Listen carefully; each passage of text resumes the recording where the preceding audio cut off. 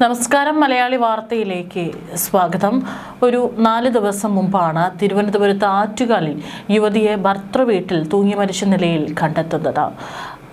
ആ മരണവും ഒരു ആത്മഹത്യ മാത്രമല്ല, അതിക്രൂരമായിട്ടുള്ള മാനസികമായിട്ടും ശാരീരികമായിട്ടുള്ള പീഡനങ്ങളാണ് യുവതി ഭർത്താവിൽ നിന്ന് നേരിടേണ്ടി വന്നത് എന്നുള്ളതിൻ്റെ വളരെ നടുക്കുന്ന തെളിവുകൾ സ്വന്തം അമ്മയ്ക്കും മറ്റുള്ള വീട്ടുകാർക്കും ബന്ധുക്കൾക്കൊക്കെ അയച്ചു നൽകിയതിന് ശേഷമാണ് യുവതി ആത്മഹത്യ ചെയ്തത്. ഇപ്പോൾ തിരുവനന്തപുരത്ത് തന്നെ വിഴിഞ്ഞത്തും ഭർത്തൃവീട്ടിൽ മറ്റൊരു യുവതിയെ തൂങ്ങി മരിച്ച നിലയിൽ കണ്ടെത്തിയിരിക്കുകയാണ്. ഒരാഴ്ച വ്യത്യാസത്തിലാണ്, അല്ലെങ്കിൽ ഒരാഴ്ചയ്ക്കുള്ളിലാണ് 2 യുവതികളെ ഇത്തരത്തിൽ തൂങ്ങി മരിച്ച നിലയിൽ കണ്ടെത്തുന്നത്. ഇത് വിഴിഞ്ഞം സാമൂഹിക ആരോഗ്യ കേന്ദ്രത്തിന് സമീപം പൊടിയണി വിളവീട്ടിൽ അഭിലാഷിൻ്റെ ഭാര്യ വിഘ്നേശ്വരി, 27 വയസ്സാണ് പ്രായം, തൂങ്ങി മരിച്ച നിലയിൽ കണ്ടെത്തുന്നത്. ഭർത്താവിനെ പോലീസ് ചോദ്യം ചെയ്യുന്നുണ്ട്. ഭർത്താവ് അവിടെ തന്നെ ഉണ്ടായിരുന്നു. നാഗർകോവിൽ സ്വദേശികളായിട്ടുള്ള നാഗരാജൻ കല ദമ്പതികളുടെ മകളാണ് വിഘ്നേശ്വരി. ഇന്നലെ വൈകിട്ട് വീട്ടിലെ കിടപ്പുമുറിയിലെ ഫാനിലാണ് തൂങ്ങി മരിച്ച നിലയിൽ വിഘ്നേശ്വരിയെ കണ്ടെത്തുന്നത്. സംഭവ സമയം വീട്ടിൽ മറ്റാരുമില്ലായിരുന്നു. സന്ധ്യയ്ക്ക് എത്തുമ്പോൾ വീട് പൂട്ടിയ നിലയിലായിരുന്നുവെന്നാണ് ഭർത്തൃപിതാവ് ചന്ദ്രൻ പറഞ്ഞിരിക്കുന്നത്.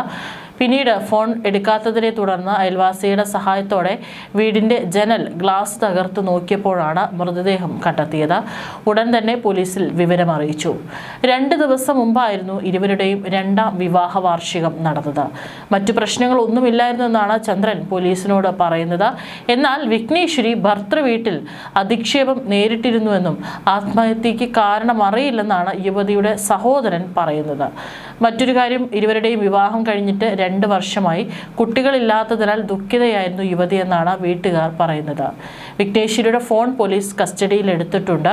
കൂടുതൽ വിശദാംശങ്ങളൊന്നും തന്നെ പുറത്തു വന്നിട്ടില്ല. ഭർത്താവിനെ പോലീസ് ചോദ്യം ചെയ്തു വരികയാണ്. ബന്ധുക്കളടക്കം ചില ബന്ധുക്കൾ പെൺകുട്ടി പലതരത്തിലുള്ള പ്രശ്നങ്ങൾ ഭർത്തൃവീട്ടിൽ നേരിടേണ്ടി വന്നിട്ടുണ്ട് എന്ന് പറയുന്നുണ്ട്.